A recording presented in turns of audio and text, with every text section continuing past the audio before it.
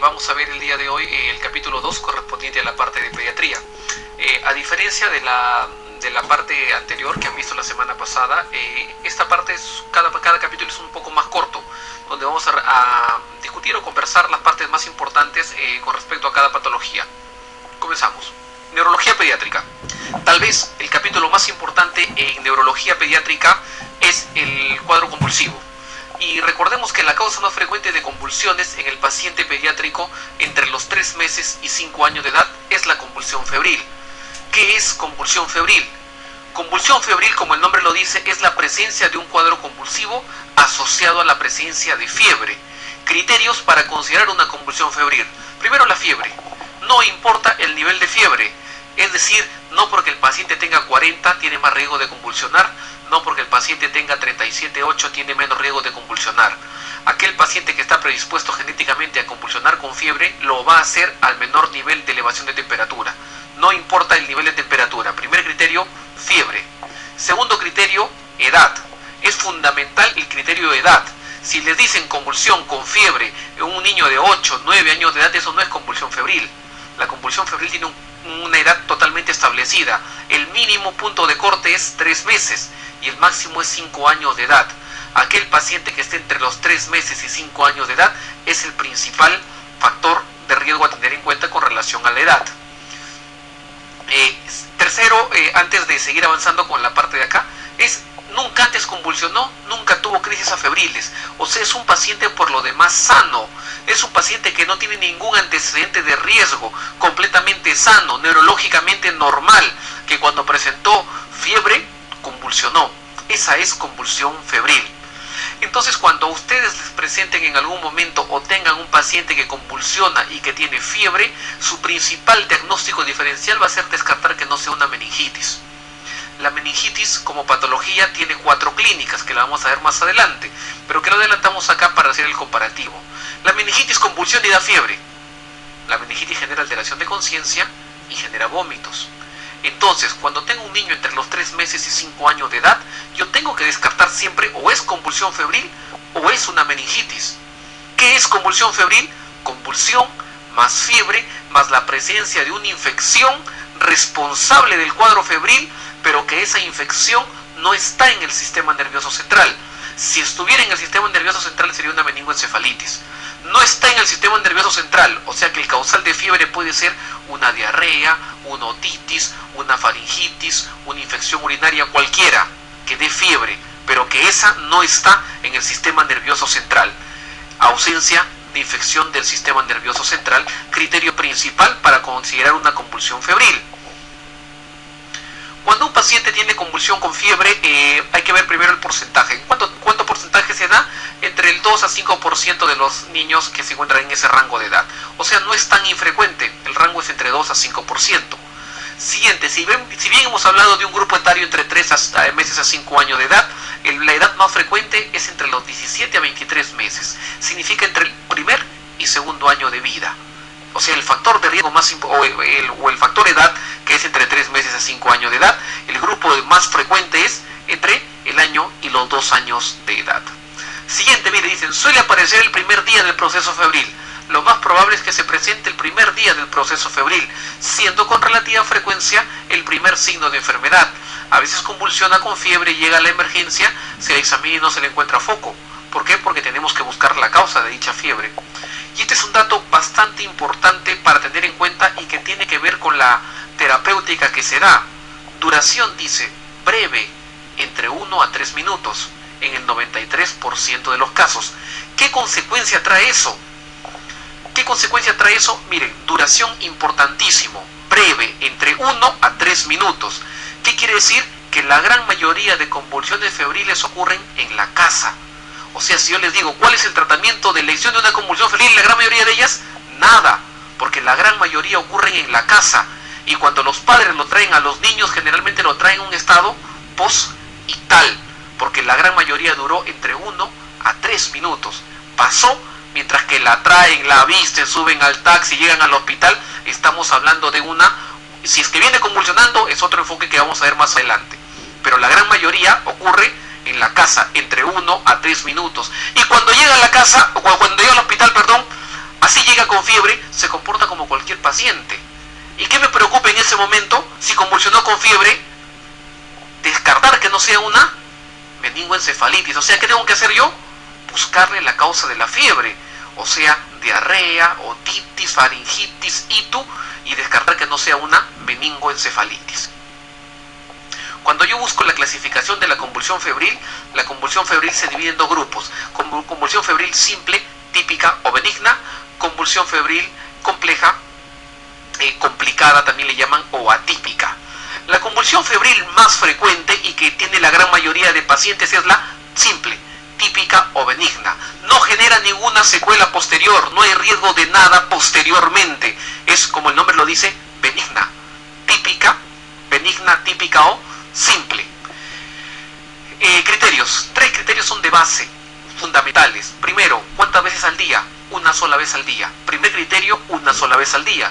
Segundo criterio, dura menos de 15 minutos. Tercer criterio, la convulsión es tónico-clónica generalizada. Menos de 15 minutos, una sola vez al día, tónico-clónica generalizada. Atípica. Atípica son 2 o más en 24 horas. Atípica, convulsiona de forma parcial. Atípica, dura más de 15 minutos. Estos 3 son los principales criterios a tener en cuenta. Un criterio fundamental para poder yo diferenciar una de otra es el examen neurológico.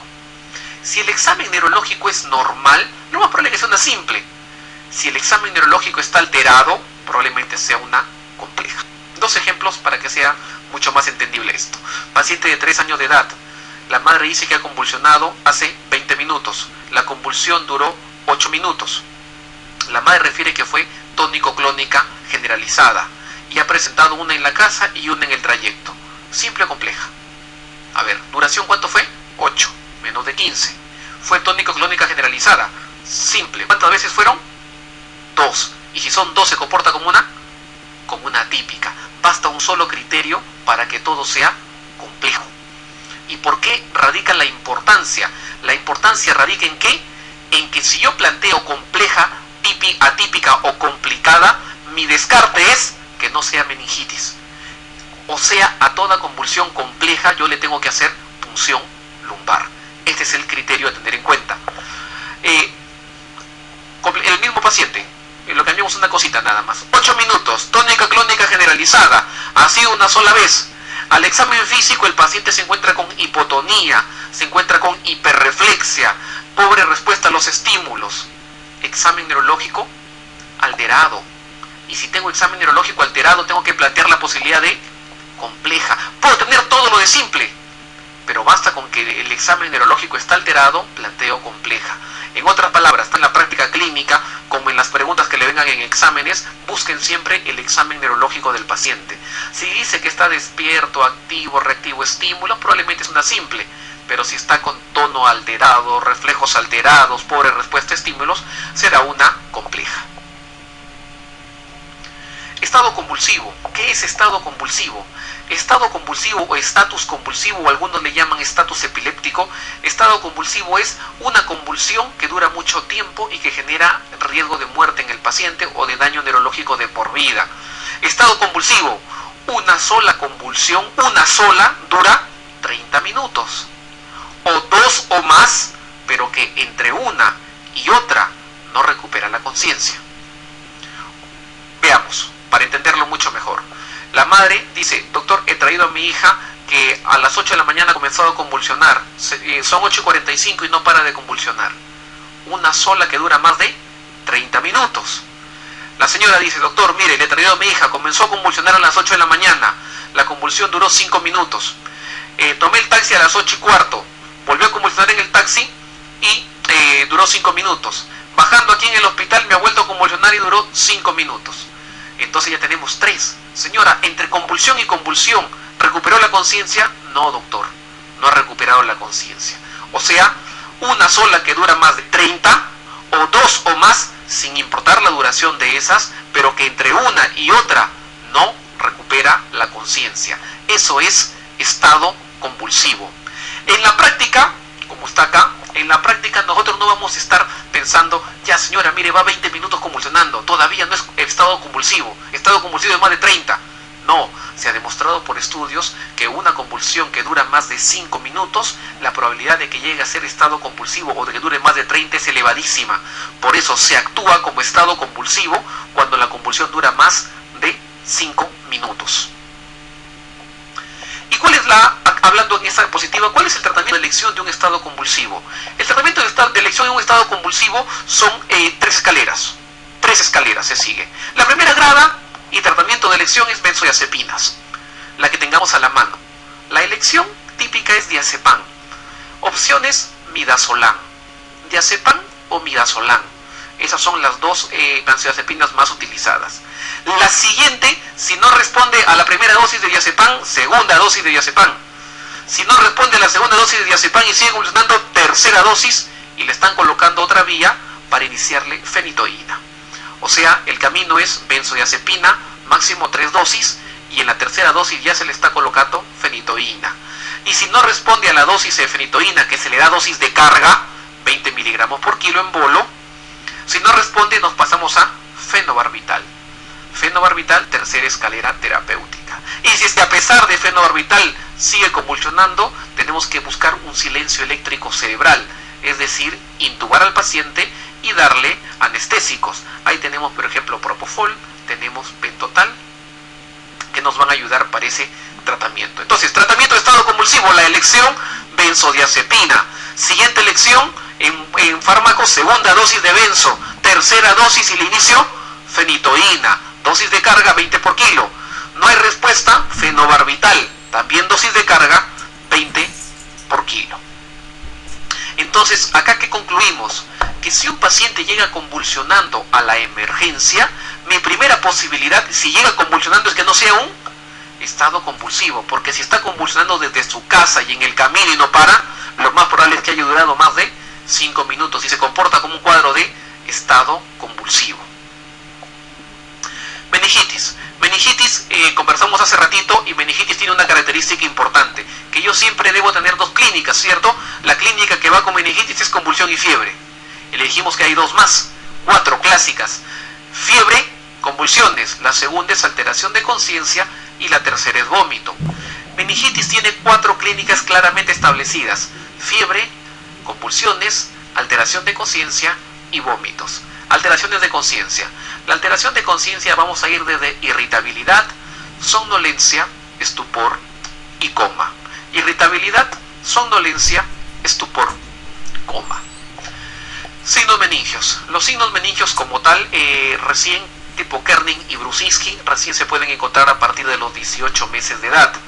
La rigidez de nuca lo puede encontrar antes del año de edad, generalmente entre los 10 a 12 meses de edad, pero Kerning y Brusinski recién a partir de los 18 meses de edad.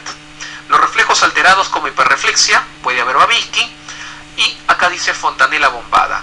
La fontanela bombada obviamente la vamos a encontrar en aquellos niños que tengan todavía fontanela permeable. La fontanela bombada es un signo indirecto de hipertensión endocraniana. La fontanela bombada es un signo tardío de una meningoencefalitis. Cuando yo planteo meningoencefalitis, más o menos la clínica es así. Veamos, miren, clínica es paciente que inicia con cuadro respiratorio alto, que en 48 a 72 horas me viene con estas molestias. Paciente que inicia con cuadro respiratorio alto, que en 48 a 72 horas me viene con estas molestias. Muchas veces nos llegan a la emergencia pacientes que tienen fiebre de varios días y que en el camino se van comprometiendo, presentando cualquiera de estas molestias. Todo paciente con fiebre que llega a la emergencia y que ustedes no le encuentren causa de fiebre, debemos descartar siempre meningitis. Etiología. Vamos a hablar de la etiología en mayores de 3 meses de edad. La etiología más frecuente, ojo, antes de entrar a esto es meningitis bacteriana. La causa más frecuente de meningoencefalitis en pediatría es viral, ¿ya? Es viral, ¿ya? De las bacterianas, la más frecuente, dependiendo del grupo etario, más de 3 meses de edad, la más frecuente, no está en orden acá, la más frecuente es neumococo, Streptococcus pneumoniae. Repetimos, la causa más frecuente de infecciones del sistema nervioso central son virales. De las bacterianas, En mayores de 3 meses de edad hasta el rango de 5 años, el agente más frecuente es neumococo, conocido como Streptococcus pneumoniae o Diplococcus pneumoniae también le llaman. Neumococo. El segundo en orden es meningococo, Neisseria meningitidis, meningococo. Ese es el segundo agente más frecuente.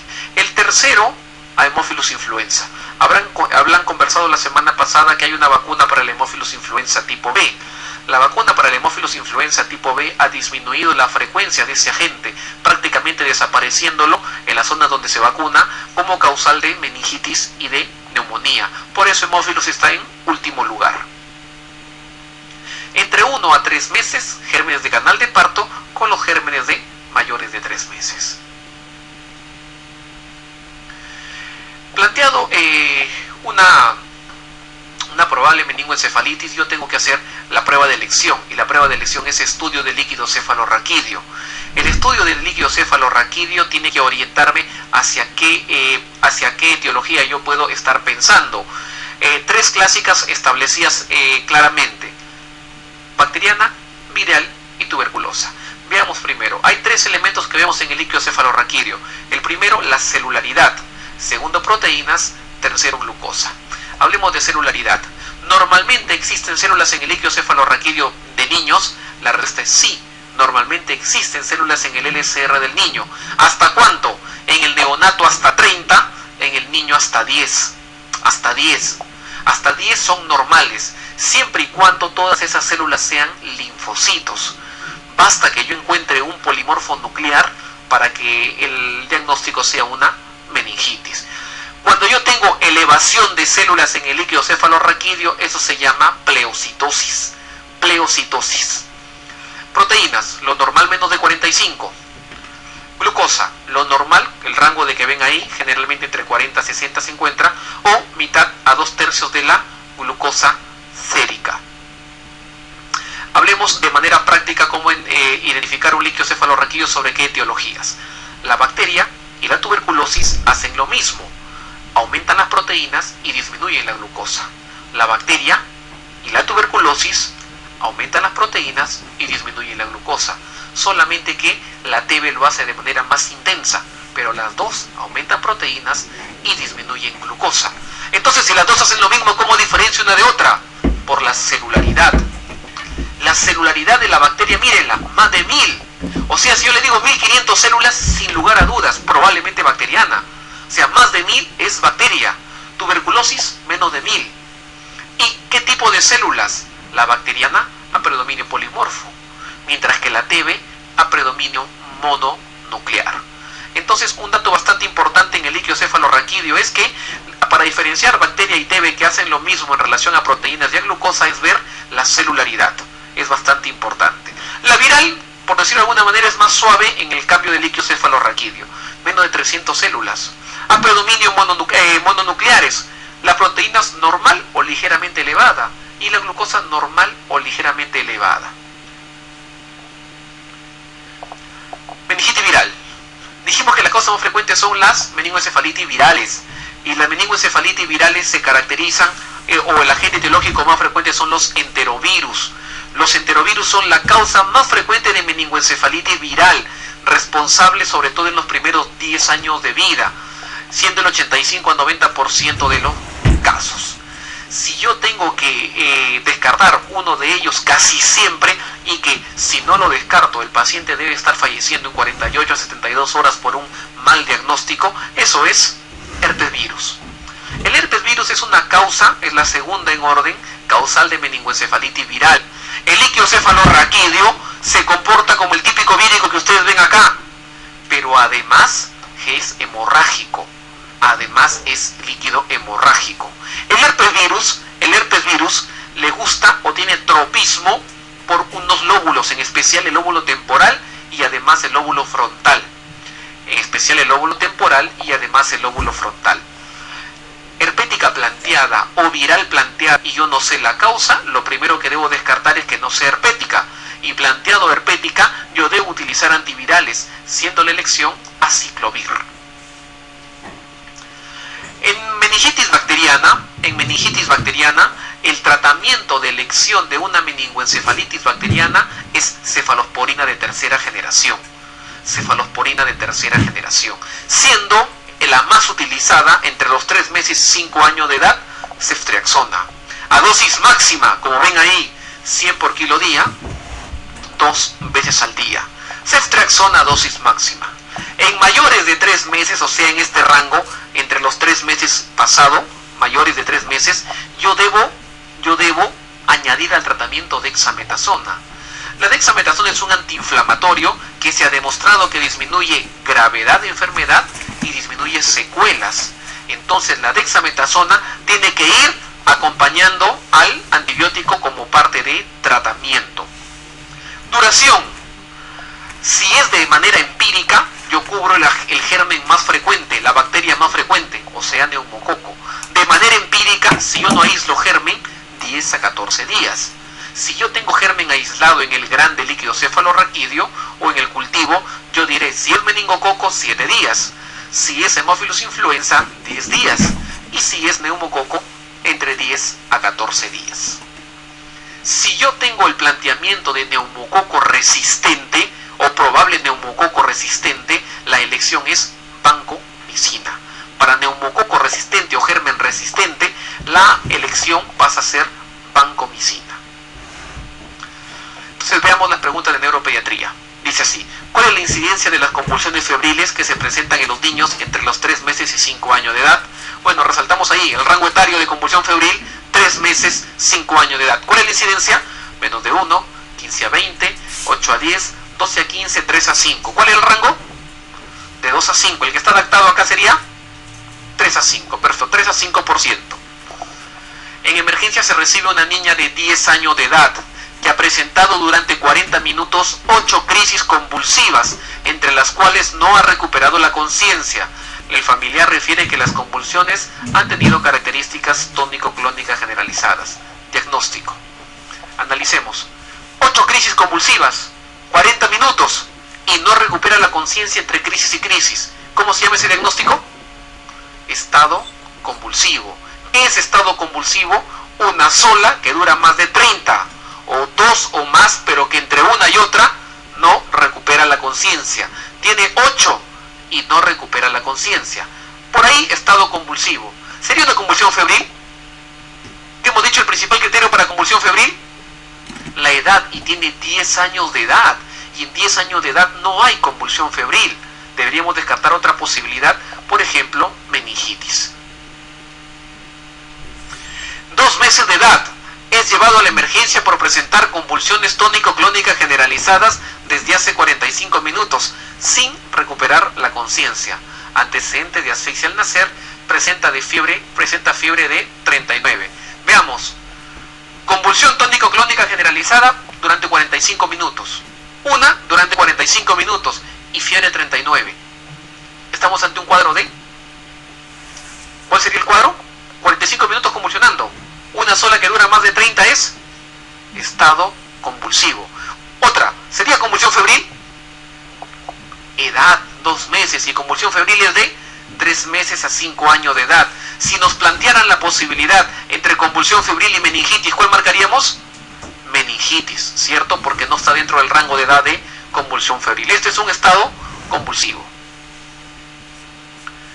Niño de 1 año y 2 meses de edad. Es llevado a la emergencia por presentar desde hace 3 días fiebre, irritabilidad y vómitos. Al examen físico, irritabilidad marcada, resto del examen normal. Además de solicitar hemograma y hemocultivo y examen de orina, ¿qué examen es prioritario? 1 año y 2 meses. Y tiene fiebre, irritabilidad y vómitos. Irritabilidad es trastorno de conciencia. Tengo fiebre, trastorno de conciencia y tengo vómitos.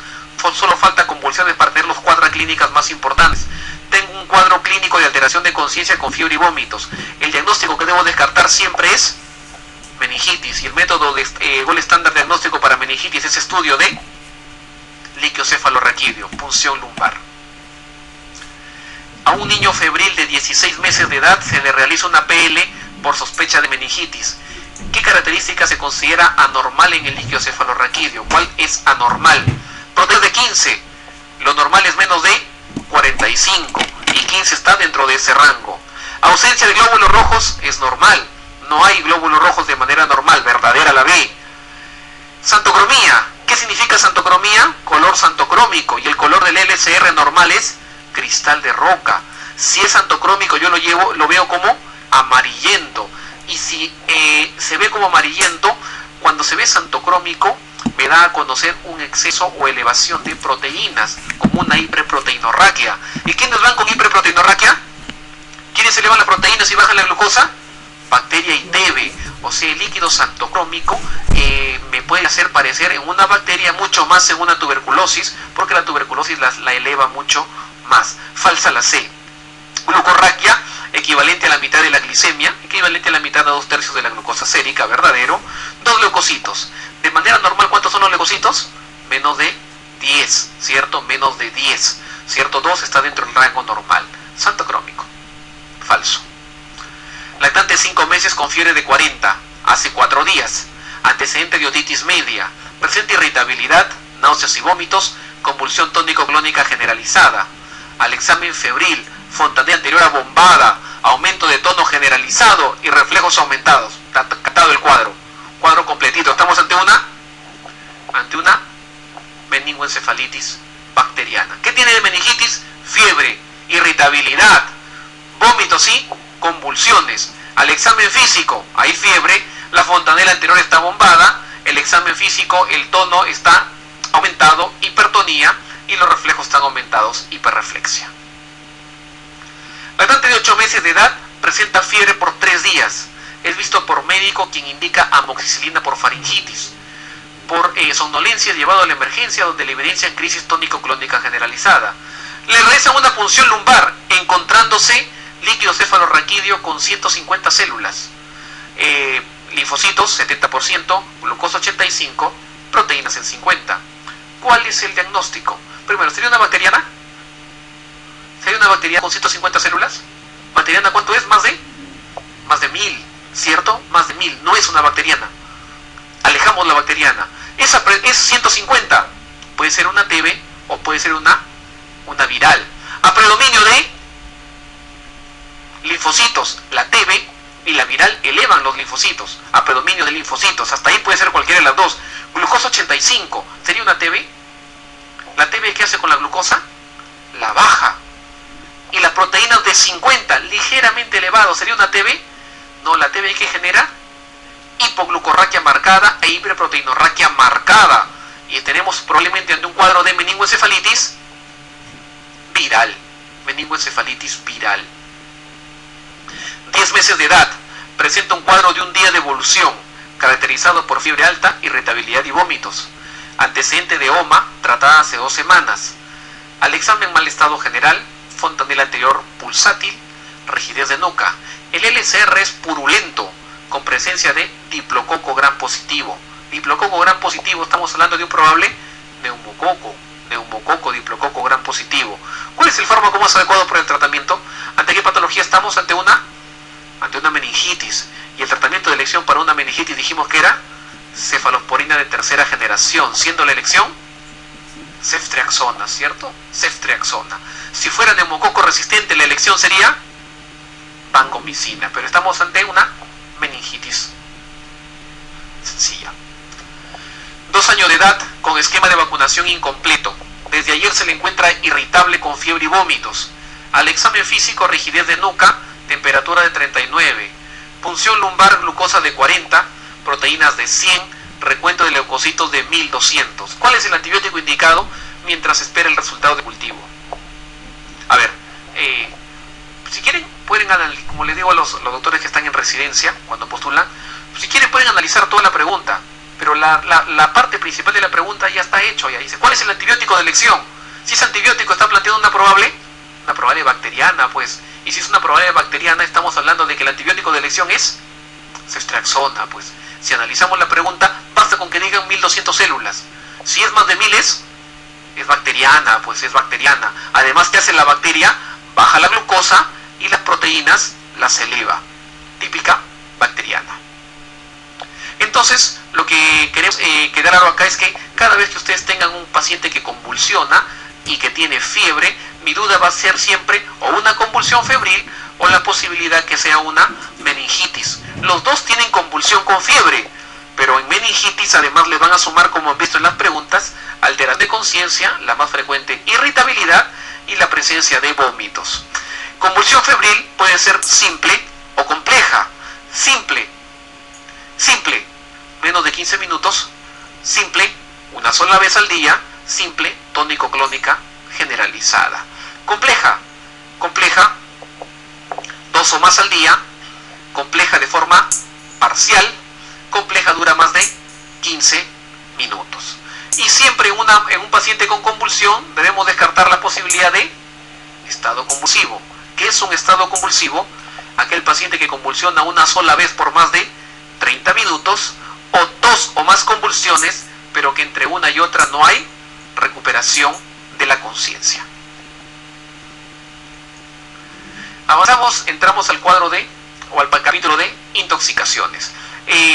Los pacientes pediátricos hay dos grupos etarios clásicos de intoxicaciones. El primer grupo etario de intoxicaciones son los pequeños, son los lactantes, los mayores de 1 año de edad para adelante, los lactantes tardíos y preescolares. Y el segundo grupo etario son los adolescentes. En el grupo etario inicial, que son los mayores de 1 año de edad, que ya caminan y que agarran las cosas y se las meten a la boca, en ese grupo generalmente es involuntario.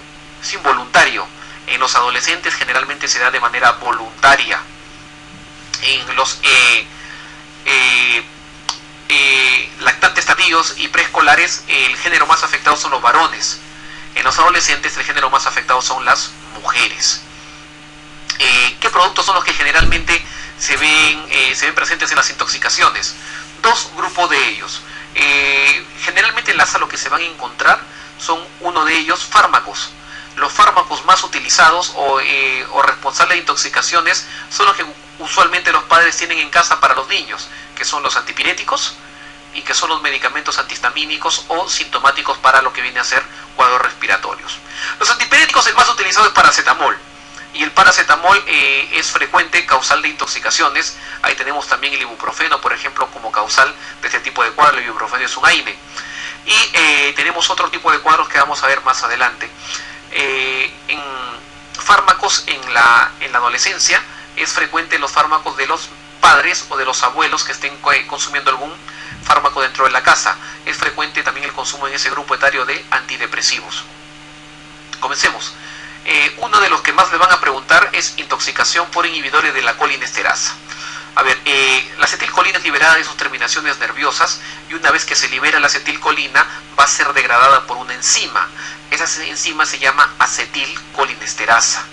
La acetilcolinesterasa se encarga de degradar la acetilcolina, pero si la acetilcolina no es degradada, ¿por qué? Porque hay un producto que inhibe a la enzima que la degrada. Ese producto se llama inhibidor de la colinesterasa. Hay 2. ¿Cuál es el que se une de manera más intensa? Son los organofosforados. Y el segundo grupo que se une son los carbamatos. Inhibidores de la colinesterasa. Intoxicación por inhibidores de la colinesterasa. Estamos diciendo intoxicación por organofosforado, intoxicación por carbamato. Organofosforado, les van a reportar en la pregunta los datos. Están fumigando en el parque, de repente en una chacra donde la persona trabaja. Y carbamatos, veneno para ratas. Esos son los que se va a consumir. Estos productos llegan a la persona una vez consumidos, a veces de manera incidental, por ejemplo cuando están fumigando, y van a inhibir a la acetilcolinesterasa. Al inhibir la acetilcolinesterasa, la acetilcolina no se degrada. Al no degradarse, la acetilcolina va a ir a sus terminaciones nerviosas, a sus receptores. Y a sus receptores vamos a encontrar los receptores muscarínicos y nicotínicos. Muscarínico, en resumen, exceso de secreciones. Nicotínicos, en resumen, problema muscular. Muscarínico, a nivel de ojo, epífora, lagrimeo persistente. A nivel de boca, cialorrea, tos. A nivel de tórax, broncorrea. A nivel de abdomen, diarrea. A nivel de la parte renal, incontinencia urinaria. A nivel de piel, hipersudoración. Todo lo que es clínica muscarínica es exceso de secreciones. Nicotínico, muscular, espasmos musculares, fasciculaciones musculares, fatiga muscular. Nicotínico, muscular. Muscarínico, hemodinámico, bradicardia con hipotensión. Nicotínico, taquicardia con hipertensión. Muscarínico, clásica la miosis. Miosis muscarínico. Este es el síndrome agudo. Cuando viene el paciente con el cuadro agudo, yo tengo que ver primero, en toda intoxicación, y les recalco eso, en toda intoxicación, lo primero que se hace es CAB. Significa lo que antes era ABC. Ahora cambió el orden, que se llama CAB. Cardiovascular, vía aérea, respiración. Lo primero es salvar la vida al paciente. Y luego ver ante qué producto estamos. Se busca hacer la decontaminación. La decontaminación, ¿qué consiste la decontaminación? Depende de cómo se absorbió el producto. Si el producto lo absorbieron por la piel, por la parte ocular, hay que quitar las ropas, hay que cortar las ropas y protegiéndose el médico para evitar que él también no se intoxique con el producto. Hay que bañar al paciente y hacer la decontaminación. Si el producto se consumió por vía gastrointestinal, la decontaminación gastrointestinal es por lavado gástrico. El lavado gástrico debe hacerse lo más pronto posible. No hay una hora determinada. La gran mayoría de guías consideran que en las primeras 2 horas debería hacerse lavado gástrico. Si no se hace en las 2 horas, ya va a tener poca efectividad. Pero siempre, ahora en el mundo de la modernidad, es siempre ver, ustedes que tienen sus celulares o tienen alguna tablet por ahí, siempre vean el metabolismo del producto. Dependiendo de las características de cada producto, hay algunos en que todavía a las 4 horas se puede llegar a hacer incluso lavado gástrico siendo efectivo. Pero la gran mayoría de medicamentos, dentro de las 2 horas para adelante, ya no va a ser útil el lavado gástrico. En otros países utilizan un producto llamado carbón activado.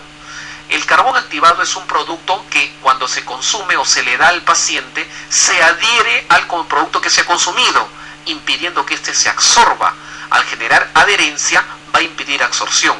En nuestro país no tenemos carbón activado, por eso nuestra decontaminación gastrointestinal es con lavado gástrico.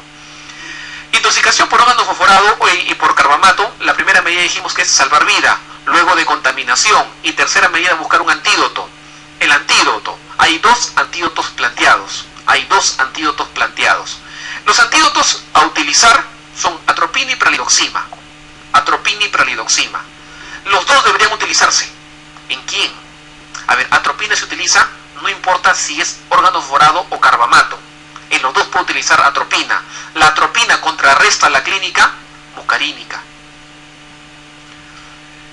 Clínica nicotínica es contrarrestada con la pralidoxima. Pralidoxima no hay en nuestro país, por eso generalmente utilizamos solamente atropina. La atropina me ayuda para los 2, pero la pralidoxima solamente es útil para órganos fosforados. La pralidoxima no es útil para intoxicación por carbamatos. Es conocido como síndrome colinérgico. De repente el paciente se va de alta en unos 3 días y saliendo de alta o antes de que ya estaba entre comillas bien, comienza a tener problemas de dificultad respiratoria. Este es conocido como síndrome intermedio. El síndrome intermedio se da entre las 12 a 72 horas después de haber tenido el cuadro agudo, después de haber tenido contacto con el producto, y se caracteriza por una falla respiratoria que llega incluso a fracaso muscular con insuficiencia respiratoria. Y hay hasta una tercera etapa que se presenta hasta 1 a 3 semanas después del cuadro agudo, y es una neuropatía retardada que se puede dar en el paciente que tuvo contacto con inhibidores de colinesterasa.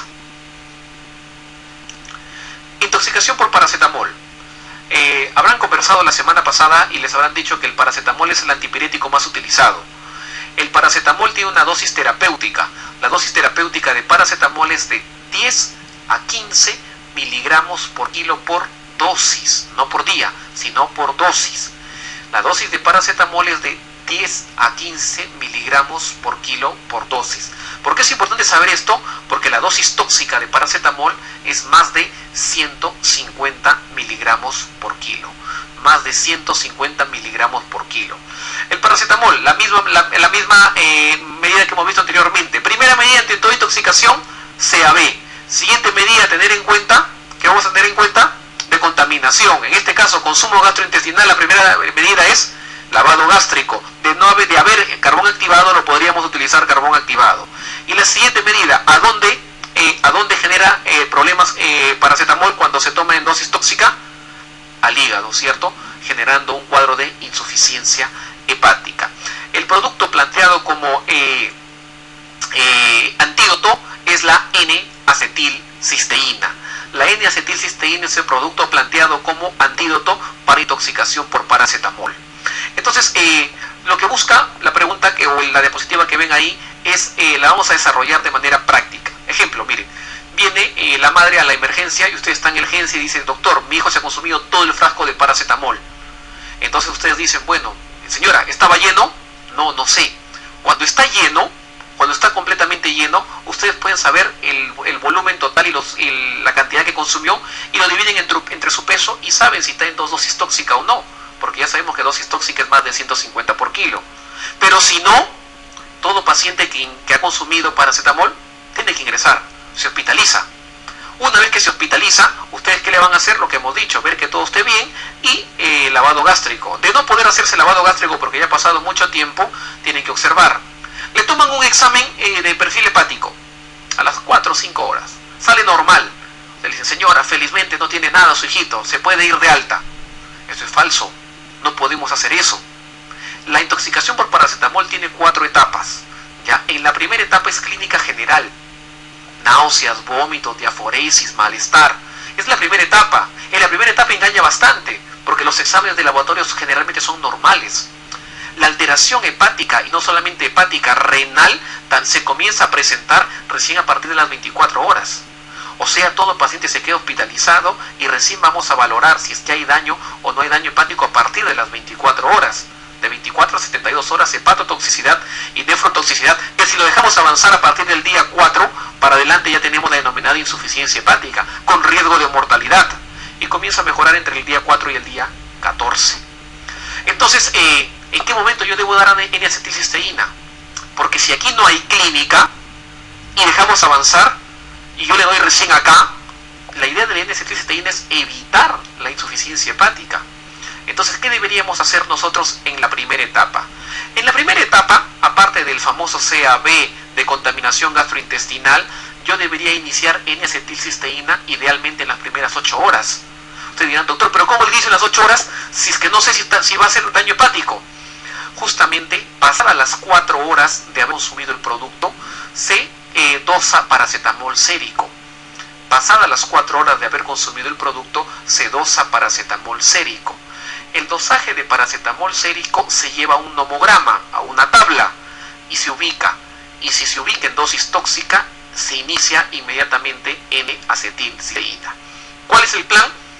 Ingreso, hospitalización, CAB de contaminación gastrointestinal, pasadas las 4 horas dosaje de paracetamol sérico y posibilidad de iniciar N-acetilcisteína. Tratamiento, ya lo vimos, lavado gástrico, carbón activado y utilizar N-acetilcisteína como antídoto vía oral o vía endovenosa. La N-acetilcisteína es un medicamento que lo utilizamos frecuentemente para la parte respiratoria. Lo deben haber escuchado, es el famoso fluimucil que se utiliza para la parte respiratoria. Hidrocarburo, querosene. Actualmente la intoxicación por derivado del petróleo no es muy frecuente. De repente en los hospitales que en el caso del mío, que es el 2 de mayo, en el caso del Hipólito, de repente donde hay zonas alrededor bastante pobres, en donde se utilizan bastante, tienen el querosene guardado ahí, muchas veces en las envases de gaseosa, los niños lo agarran, ven el color rosa del querosene y se lo toman. Ha disminuido grandemente la intoxicación por hidrocarburos, pero todavía se sigue manteniendo. El más frecuente con el que se tiene contacto actualmente es querosene. Antiguamente también se presentaba por gasolina. ¿Qué hace querosene? El querosene, una vez que se consume, su principal consecuencia de la intoxicación por hidrocarburos es respiratoria. Y la principal consecuencia es una neumonitis química. Su principal consecuencia es una neumonitis química. Al ingresar el hidrocarburo puede inhibir al surfactante pulmonar. Al inhibir al surfactante pulmonar va a generar riesgo de colapso alveolar. Va a generar también hemorragia pulmonar. Problema respiratorio. Esa es la principal consecuencia. Siguiente problema. Clínica neurológica y además clínica gastrointestinal. Lo que me quiero que recuerden de acá es neumonitis química respiratoria. Cuando viene este paciente, igualito, su CAB y vemos, se acercan y huelen a la boca del paciente o la ropa, si el querosene huele claramente, lo reconocen, y le hacemos lavado gástrico. No, intoxicación por hidrocarburos contraindicado, lavado gástrico, mayor riesgo de que el paciente pueda llegar a aspirarse. Entonces no se hace lavado gástrico en intoxicación por hidrocarburos. El paciente puede estar tranquilo, ¿ah? La gran mayoría de veces está tranquilo. Entonces, ¿qué hacemos? Dos conductas. Una de ellas es que ustedes, si lo ven tranquilo, lo ingresen. Tienen que ingresarlo y lo observan entre 6 a 12 horas. La primera conducta es siempre tomar una radiografía. Mínimo una radiografía pasada las 6 horas. Porque pasada las 6 horas recién se manifiesta radiológicamente la aspiración. Pasada las 6 horas. Algunos colegas también además toman una basal, una radiografía apenas ingresa y una radiografía pasada las 6 horas y comparan ambas. Las dos conductas son válidas, pero siempre tiene que haber una radiografía pasada las 6 horas, porque eso me permite determinar si hay una neumonía isquémica como tal y por ende el paciente tiene que tratarse como una neumonía, probablemente con sobreinfección bacteriana por el daño químico que se está generando. Entonces, el tratamiento de lesión acá, ¿cuál es? Observación. La observación me va a decir si el paciente requiere oxígeno, si requiere nebulizar, si requiere beta 2, si requiere de repente ventilación mecánica. Medidas a tener en cuenta en este paciente: no inducción de mesis, no lavado gástrico. El ambiente húmedo, el oxígeno, beta 2, antibióticos, va a depender de la observación que ustedes hagan las primeras 6 a 12 horas. Radiografía sí, de todas maneras, pasadas las 6 horas.